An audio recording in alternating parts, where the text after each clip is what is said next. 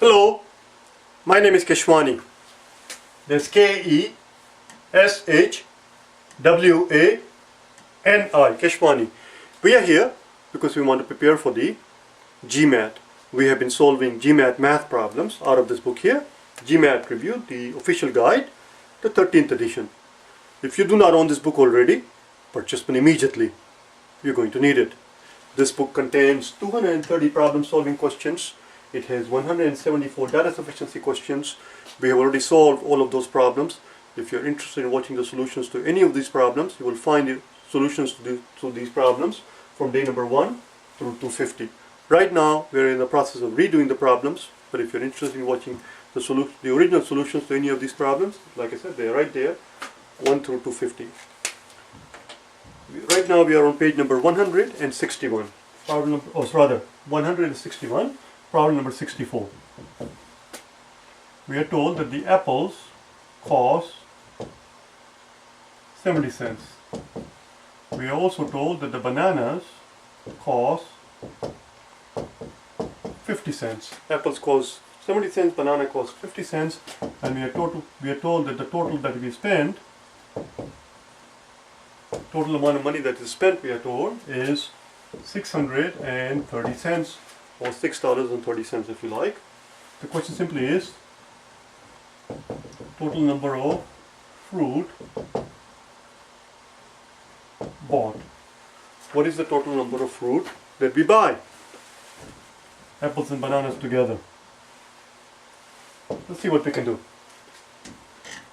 Well, if we use A to represent the number of apples that we bought, and since apples cost 70 cents, 2 apples would cost 2 times 70, 5 would cost 5 times 70, A would cost A times 70. That's the amount of money that we're going to spend on apples. Similarly, since banana costs 50 cents, the amount of money that we're going to spend on banana is going to be 50 times B. And the amount of money that we spend on bananas and the amount of money that we spend on apple has to add up to the total amount of money that we spend, which is $6.30. $6.30. No need to put cents here because we already know the entire equation is expressed in terms of cents, obviously, but they have to be, but it has to be in the same unit. The entire equation, as you can see immediately, is a multiple of 10. Let's divide the whole thing by 10. So we end up with 7a plus 5b equals 630. Let's get the a by itself. So this implies that 7a would have to be 63 divided by 7 over minus 5b over 7. Or rather, A would have to be this amount. Are you with me so far? 63 divided by 7, of course, is just 9. 9 minus 5b over 7. At this point, we have to pause. At this point, we have to stop for a second. We have to stop for a second and understand the nature of the problem. This problem and many other problems, they do appear in the exam, problem of this nature, where they're talking about the number of red cars and blue cars in the parking lot, or number of students and the number of boys and girls in the class, or ratio of students to teachers in the class. The nature of these questions, nature of these problems is such that whatever it is that we're dealing with, the variables that we are faced with, they need to be whole numbers. They need to be integers. For example, it is not possible to buy 1 bananas. If you bought only 1 banana, then the number of apples that we're going to end up buying is 9 minus 5 over 7. 9 minus 5 over 7 is 8 and 2/7. Very difficult to buy 8 and 2/7 bananas. Trust me, I tried it just to see if this problem works. I tried it actually at the grocery store. I almost got arrested. It has to be a whole number. Now what does it tell us? This tells us because A and B need to be whole number, because A and B need to be whole numbers, that implies that B must be some multiple of 7. B would have to be some multiple of 7, because you see it is 9 minus 5 over 7 B. It is okay for B to be 7. B could very easily be 7, because then we'll have 9 minus 5 over 7 times 7. That will cancel out, and we'll have 9 minus 5, which is 4, and that will be number of apples. So it is possible for B to be 7. It's quite possible for B to be 7, But b cannot be 3 or 5 or 6 or 9, because we cannot, if it were anything other than the multiple of 7, we will not be able to cancel it out with 7 at the bottom, and we'll end up with some fractional values for the other variable, for apples. Do you understand? A and b, they both need to be integers. Then the only way the only way we can ensure that both a and b are integers is by making sure the number of bananas that we buy better be some multiple of 7. Is it possible for bananas to be 14? Ask yourself, is it possible for bananas to be 14? Bananas, we are told, is 50 cents. If we were to buy 14 of them, that will end up costing $7. That will end up costing $7, but we only have $6.30. So it cannot be 14 or 21 or 28, because of the fact that we only spent so little money. B must not, this part says that b must be some multiple of 7, but now we realize that not only b must be some multiple of 7, but this implies, the fact that 14 times 50 is $7, that implies that b has to be 7. B has to be 7. B must be 7. And b is 7. If b is 7, then 7 is going to cancel out, and a would be 9 minus 5, which is 4, and a would equal 4. A is 4, b is 7. The total number of fruit that we bought is 11, and that's the only way this story is going to work out. Do you understand? Otherwise, it won't work out. Just give me a break and we'll go to the next one.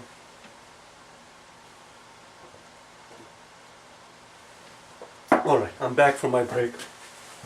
Next one. You know, I was very surprised when I was looking at these answer choices in this problem. I was very surprised to see that one of the answer choices typically is answer choice E, where they tell you, the one answer choice that they give you is answer choice E, the very last one they tell you is, it cannot be determined. And they should have put that answer choice there, in my opinion. Answer choice E should have said, it cannot be determined, because I bet you, well, not that I bet you, I have seen people actually, many a times I have seen people sit there and say that this problem cannot be solved because we only have one equation. We only have one equation and we have two variables. How can we solve for two variables with one equation? But they forget the second constraint. There is a second constraint. The second constraint is that they must be whole numbers. And they forget the second constraint, and they end up saying, well, we cannot solve for a and b because we have two variables. You see? And then they sit there and somehow try to figure out the sum of the two numbers, a plus b. They think that maybe they're looking, the way to solve this problem is to not solve for a and b separately, but to look for their sum, because that's what the question is asking. And that doesn't get you anywhere either. Sometimes it does, but not here. Anyway, enough of the talk. Let's go to the next problem. The next problem is number 65. Number 65 is a very straightforward, simple problem where they just want to see if you know your scientific notations. That's all. So let's take a look at it. We are told that the distance between the two bodies is 2.3 times 10 raised to 14 kilometers. Rather, inches.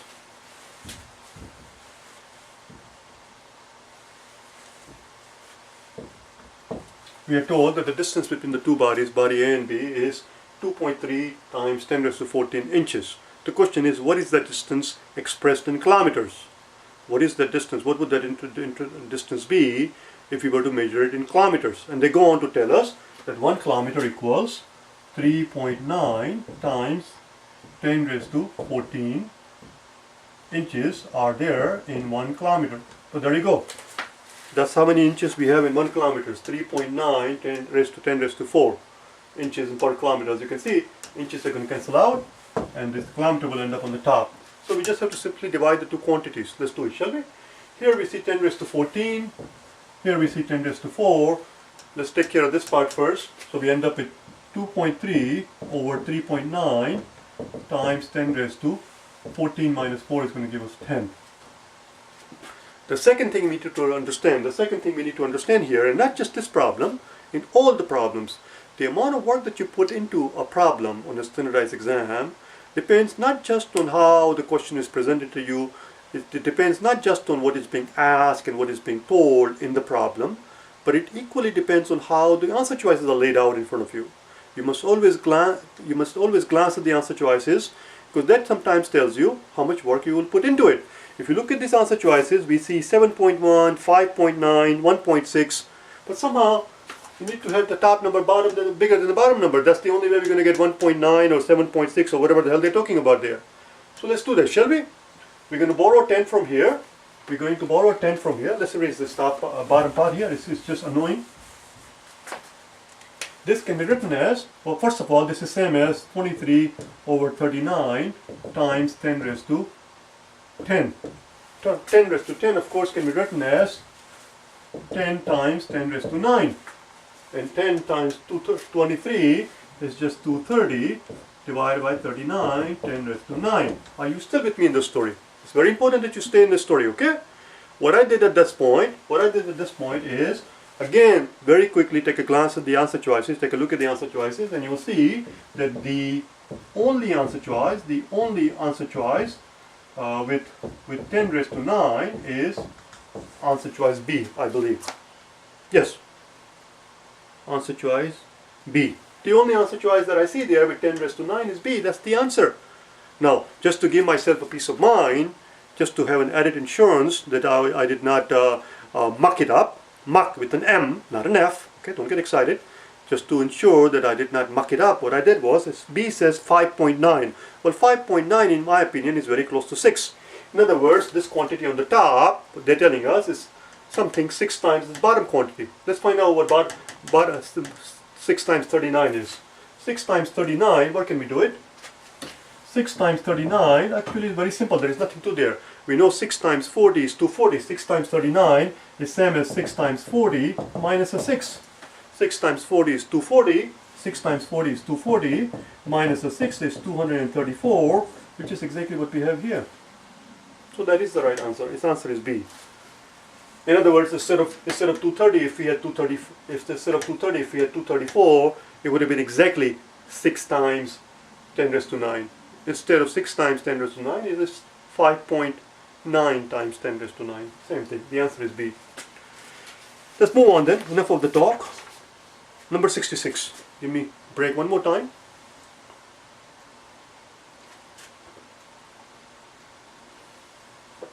All right.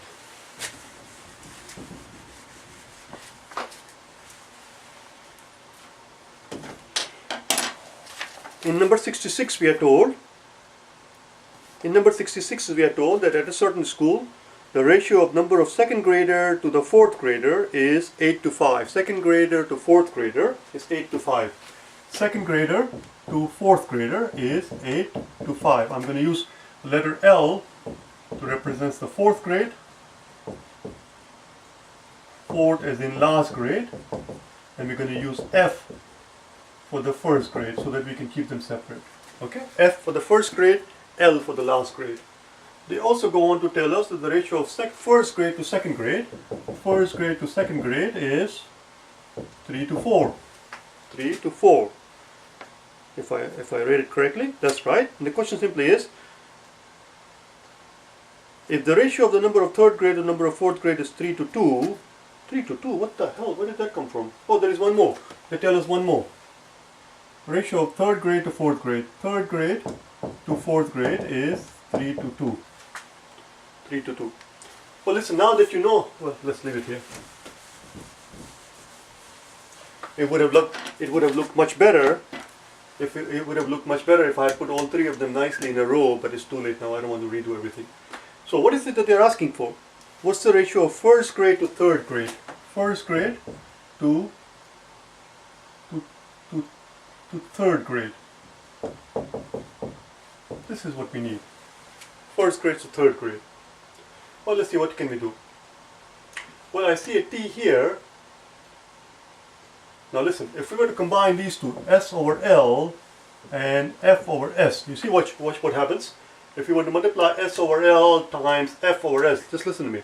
S over L times F over S, if you were to multiply these two together, you should immediately see that S will cancel out, S will drop out, and will land with F over L. F over L. And here we have T over L. Again, somehow if we can combine the new ratio that we get from here with this one, we'll end up with F over L. We can get rid of the L and we'll have F over T. Let's do it, shall we? Enough of the talk. Let's do it. So we take this first one, S over L times F over S. This one right here, number 1 and number 2, we multiply them together and S cancels out and we end up with F over L. And that of course is same as S over L was 8 to 5. 8 to 5. And F over S was 3/4. That goes out with 8 2 times, so it's 2 times 3, which is 6 over 5. 6 over 5 is our F over L. First grade to last grade. Now we take that F over L. Now the question is, do we want to multiply it? Do we want to multiply this quantity that we just found by this last quantity, T over L? T over L. Do we want to do that? The answer is no, because we have to get rid of L. We cannot multiply them, so we have to divide one from the other. T over L, which is going to give us F over L times L over T. There you go. That's exactly what we needed. We needed the ratio of first grade to third grade. First grade to third grade. You see, this is our F is our first grade, T is our third grade, S is our second grade. First grade F, second grade S, third grade T, and last grade, fourth grade, we use letter L. That's it, we're almost done. So that's going to drop out and we'll end up with F over T. So let's find out what that is. F over L, we just found out. F over L, we just found out, is 6 over 5. 6 over 5. And L over T, T over L. Make sure you pay attention. T over L is 3 over 2. 3 over 2, we're going to reverse it. So it's 2 over 3. Or better yet, I'm making it far too complicated. Let's start from here so that it's easy to see. F over L, F over L, F to L, right here, F to L is 6 over 5. Over T over L, which is T over L right here, number 3. T over L is 3 over 2. And that gives us 6 over 5 times 2 over 3. Now it's easy to see. Now it's safer. Now it's less likely they will forget to flip it. That's it, we're done. It's going to cancel out, and we had 2 times 2 is 4, and the answer is 4/5. And that's your answer. You see, L is going to drop out, and that's going to give us F over T. F over T is 4 to 5. First grade to third grade is 4 to 5. That's all. Simple enough. Do you understand? Now, was it the only way to solve this problem? Obviously not. There are several different ways. This is just the way I started out, because that's just the way it's set up here. I saw this one S over L, I see this one, so I just started this and that. But that's not the only way to solve this problem. We could have combined this one with that one if you wanted to, and we still would have gotten the answer.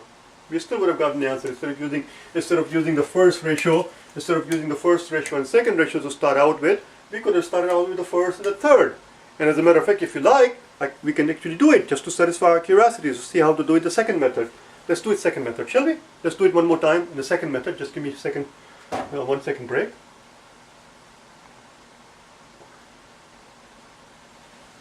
As a matter of fact, the good exercise would be for you to pause the video right now and do it yourself, and then compare your work against the work that we are about to do. Do you understand? Let's do second method. I need to erase obviously all of this because we need the room. I'm going to erase all of this as well. F over T is what we're looking for. So T over L, we are told, is 3 to 2, which is our third ratio.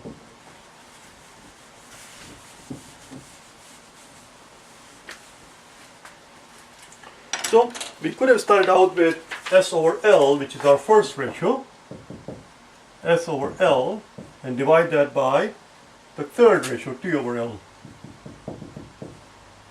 T over L. Again, L will drop out, and that will give us, let's first find out, this is 8 over 5, and this is 3 over 2, which is 8 over 5 times 2 over 3, and that gives us 16 over 15, and that is what? That is equal to S over T.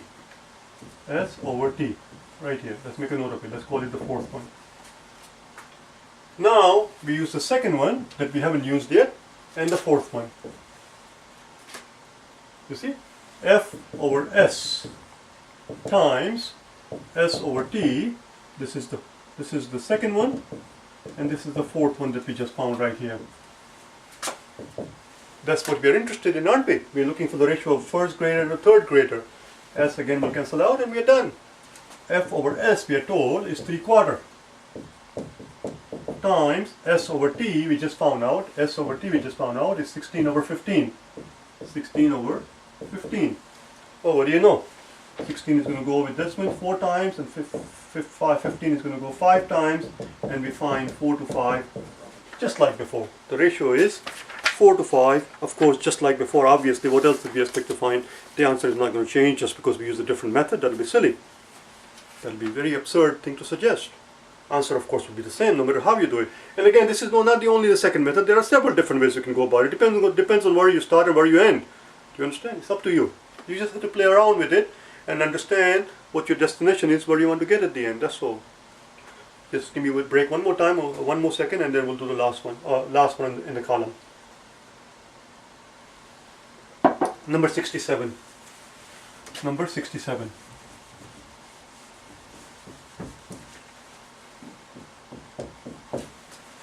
In number 67, we are told that the M is the average of first 10 positive multiples of 5. All right. I need the room, so I'm sorry. We really need the room.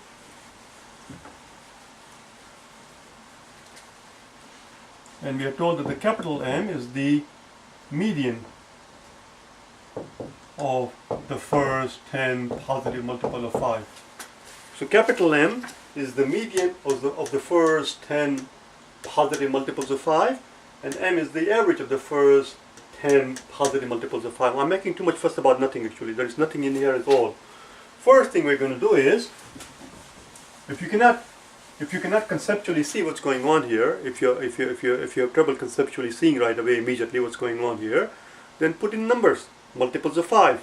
The only difference is that it will be silly for us to spend our time writing down 10 multiples of 5, so we create our own problem. We make a forget about the exam that they give you. You take your customized exam. You cut the strings, do not behave like a puppet, create your own problem.